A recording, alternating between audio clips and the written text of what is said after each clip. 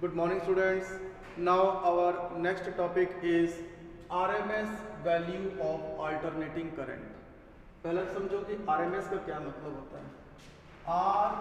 RMS इसका मतलब होता है रूट मीन स्क्वायर वैल्यू। ठीक है, RMS का मतलब होता है R for root mean square value of a current. देखो जिसके नाम के अंदर इसका मीनिंग छुपा है, या इस RMS वैल्यू को वर्चुअल वैल्यू भी कहते हैं। ठीक है, वर्चुअल वैल्यू ऑफ करंट। अब समझे इसका मीनिंग क्या होता है। देखो जी, हमने पढ़ा था कि अल्टरनेटिंग करंट क्या होता है कि अल्टरनेटिंग करंट का मतलब करंट की वैल्यू पहले 0, फिर 1, फिर 2, फिर 3 इस तरीके से बढ़ रही है, फिर मैक्सिमम हो रहा है, फिर डिक्रीज हो रहा है, फिर 0 हो रहा है, फिर नेगेटिव -1, -2, -3 इस तरीके से, फिर नेगेटिव मैक्सिमम में सॉरी इधर भी रिवर्स में भी मैक्सिमम हो रहा है, फिर उसके बाद फिर घट रहा है। तो ये क्या हो रहा है, करंट की वैल्यू चेंज हो रही है। ठीक है, तो रूट मीन स्क्वायर वैल्यू में हम लोग क्या करते हैं कि सपोज करो कि एक इंस्टेंट पे करंट ले लिया, इस टाइम इंटरवल पे करंट ले लिया I1, इस दूसरे इंस्टेंट पे ले लिया I2, तीसरे इंस्टेंट पे ले लिया I3। ठीक है, तो अब क्या करो, इसका स्क्वायर करो, फिर उसका मीन निकालो, मीन,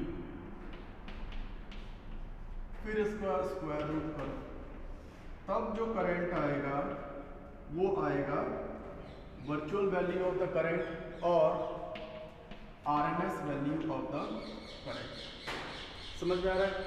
अब बोलेगा सर इतना सब क्यों करते हैं ये सब चीज़ें, पहले स्क्वायर किया, फिर उसका मीन किया, फिर अनस्क्वायर रूट लिया, तब जो आ रहा है वो वर्चुअल वैल्यू ऑफ करंट। देखो जी, इसमें ऐसा है कि अगर मेरे पास एक कंडक्टर है, ठीक है, कंडक्टर है, मेरे पास एक कंडक्टर है और उस कंडक्टर में सपोज करो कि I करंट जा रहा है और वोल्टेज लगा हुआ, वोल्टेज का सोर्स लगा हुआ है V। तो मैं करंट और वोल्टेज मल्टीप्लाई करूंगा तो पावर आ जाएगा। ऐसा पॉसिबल है DC में, लेकिन AC में ऐसा पॉसिबल नहीं है कि करंट आ रहा है और वोल्टेज मल्टीप्लाई कर देंगे तो आप पावर निकाल लेंगे। स्मॉल सर्किट में एक बल्ब लगा हुआ है और उसको एक तार से जोड़ा हुआ है, ये बल्ब लगा है, एक तार से जुड़ा हुआ है और एक वोल्टेज का सोर्स लगा हुआ है। तो इसमें जितना करंट आ रहा है और वोल्टेज का प्रोडक्ट करेंगे तो इस बल्ब का पावर निकाल लेंगे। तो DC में तो सही आएगा, लेकिन अल्टरनेटिंग करंट में अगर करंट फ्लो हो रहा है, इस DC के जगह पर अगर आपने अल्टरनेटिंग करंट लगा रखा है तो करंट आ रहा है, वोल्टेज, अगर दोनों को मल्टीप्लाई कर देंगे तो जो पावर आएगा, अब वो पावर पहले जो कैलकुलेट किया था नहीं आने वाला है। क्यों? क्योंकि देखो यहाँ पर करंट की वैल्यू भी फ्लक्चुएटिंग है, बार बार वैरी कर रही है, वोल्टेज भी क्या हो रहा है, चेंज हो रहा है। तो जो पावर आएगा वो ये वाला पावर नहीं आएगा। इसीलिए हम लोग क्या करते हैं, RMS वैल्यू निकालते हैं। ठीक है, इसीलिए हमें क्या करते हैं, RMS या root mean square value of current निकालते हैं। समझ में आया। अब जरा इसका डेफिनेशन देखो।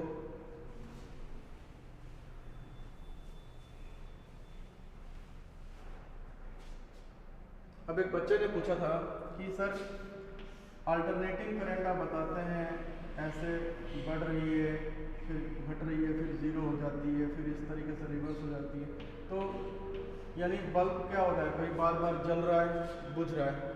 करंट यहाँ पर 0 मतलब बुझ गया, फिर करंट बल्ब जल गया, फिर बुझ गया। तो प्रैक्टिकल लाइफ में तो दिखाई देता नहीं है कि भाई बल्ब जल गया, बुझ गया, घर में अल्टरनेटिंग करंट आता है। This is due to the persistence of vision. क्या कहते हैं इस फिनोमिना, कहते हैं persistence of vision. Alternating current मुझे दिखाई दे रहा है कि 0 0 0 करंट कभी मैक्सिमम, यानी बल्ब कभी जलना चाहिए तो ब्राइटनेस मैक्सिमम, फिर होना चाहिए 0, फिर ब्राइटनेस मैक्सिमम, फिर 0। लेकिन रियल लाइफ में तो ऐसा दिखाई नहीं देता है। This phenomena is known as the persistence of vision. यही चीज़ यूज़ करते हैं सिनेमाटोग्राफी में। सिनेमा में क्या होता है कि हमें 1 सेकेंड में 24 क्लिप्स दिखाई जाती है, 1 सेकेंड में 24 क्लिप्स। तो इस तरीके से हमें वो लगातार कंटिन्यूस दिखाई देता है। तो लाइट जो ये जो इलेक्ट्रिक अल्टरनेटिंग करंट है, ये लाइट की स्पीड से ट्रैवल करते हैं, इसीलिए हमें बल्ब जो है वो बुझा हुआ नहीं दिखाई देता, कभी ऑन ऑफ ऐसे कंडीशन में दिखाई नहीं देता है। ठीक है, this is said to be the persistence of vision. अब समझते हैं जरा कि ये रूट मीन स्क्वायर वैल्यू क्या डेफिनेशन होता है इसका।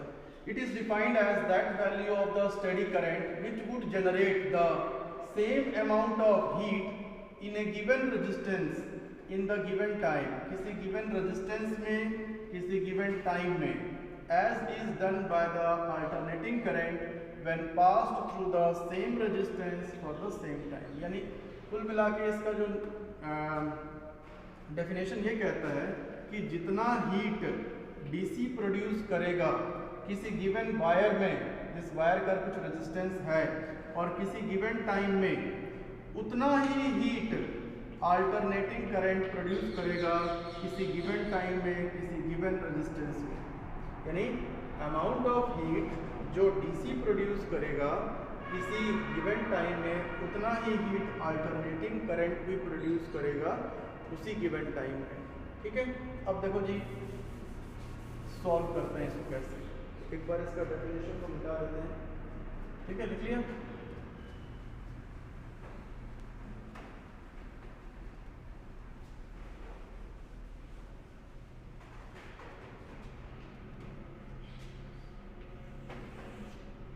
तो we know that current in the alternating current is I is equal to I0 sin omega t। ठीक है, from Joule's heating heat produced is equal to कितना होता है, I square R into T. तो किसी गिवन स्मॉल टाइम dt में थोड़ा सा हीट प्रोड्यूस होगा, so dH is equal to I square R into d t. ठीक है, किसी स्मॉल इंटरवल ऑफ टाइम में जो हीट प्रोड्यूस हुआ उसको कहा हमने dH। ठीक है, तो अब किसी गिवन टाइम में अगर हीट निकालना हो तो क्या करेंगे, इसको इंटीग्रेट करेंगे, या एक काम करो, पहले आप अल्टरनेटिंग करंट की वैल्यू पुट करो इसके अंदर। तो dH इज इक्वल टू कितना हो जाएगा, I इज इक्वल टू कितना हो जाएगा, I0 साइन ओमेगा टी इसका square R into d t. ठीक है, I की जगह पे मैंने क्या पुट किया, I0 साइन ओमेगा टी इसका whole square R into d t. अब I0 का square sine square omega t, R को इधर लिख दो कोई बात नहीं। ठीक है, ये आप आ गया dH।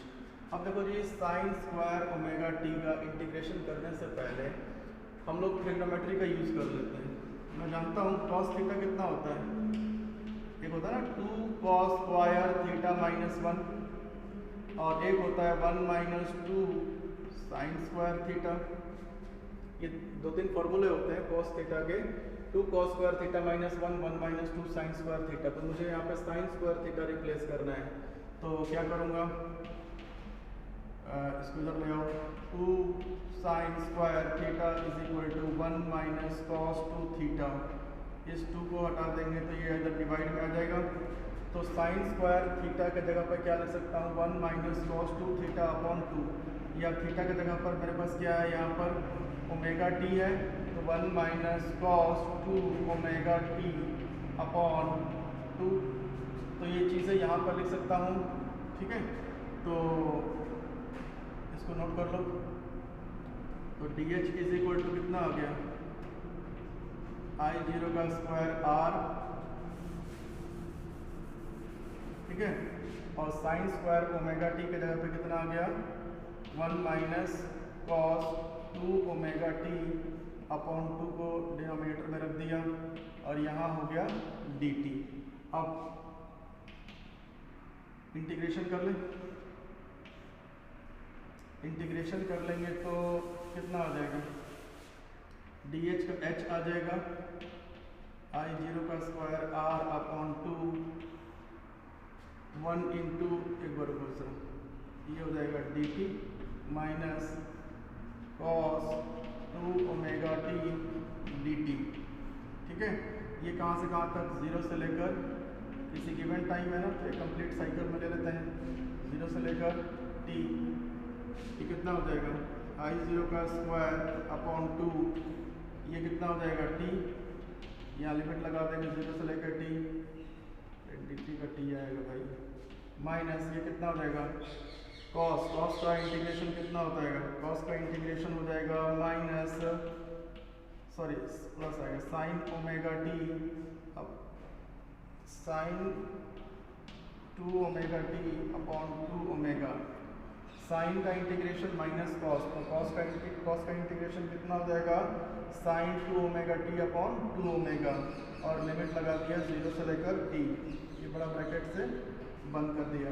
ठीक है, तो ये कितना हो जाएगा I0 का square r upon 2 t minus 0, तो t ही हो जाएगा माइनस, ये देखो जी अपर लिमिट लगाओ, अपर लिमिट तो कितना हो जाएगा साइन 2, और ओमेगा कितना होता है मैंने बताया था कितना होता है, एक काम करो 2 ओमेगा को बाहर लिखो एक बार, क्योंकि टी का टर्म नहीं है, साइन 2 तो ऐसे ओमेगा कितना होता है 2 pi upon T into upper limit कितना हो जाएगा टी, समझ में आया, साइन 2 ओमेगा टी है, 2 ओमेगा को मैंने बाहर लिख लिया, साइन 2 ओमेगा कितना होता है 2 पाई अपॉन टी, और इस टी को ये अपर लिमिट पुट किया ना इस टी की जगह पर, डी टी का एलिमेंट इंटीग्रेशन था, तो टी आ गया, अपर लिमिट माइनस जैसे ही इसके जगह पे पुट करेंगे lower limit sign 2 omega 0।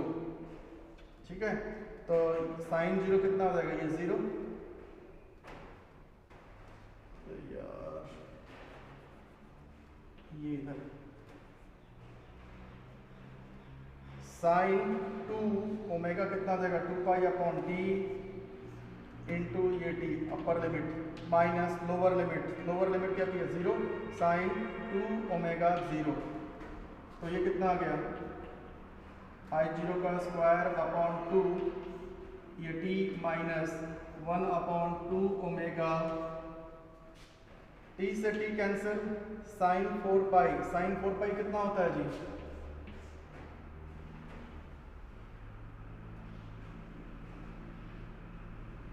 Sign 0 0, sign 90 1, 90 और 90 कितना होगा 180 0, यानी पाई 2 पाई 3 पाई 4 पाई, साइन 4 पाई 0 माइनस साइन 0 0, 0 माइनस 0, ये सारा term 0।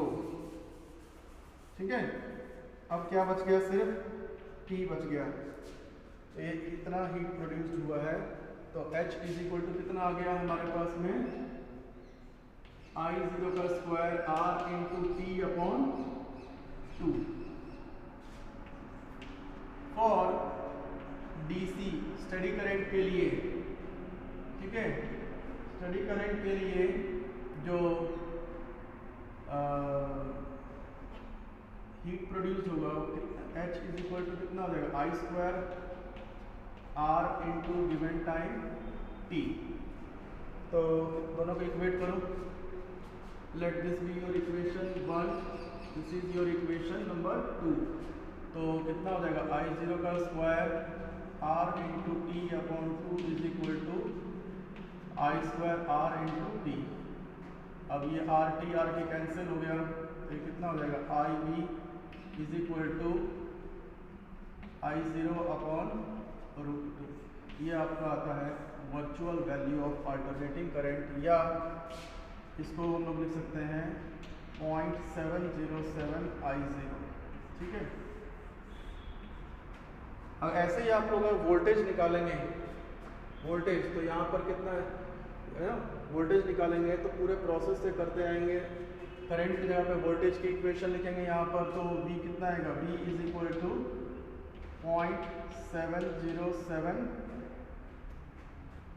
V0। Similarly RMS voltage भी निकाला जा सकता है, RMS करंट भी निकाल सकते हैं। Thank you.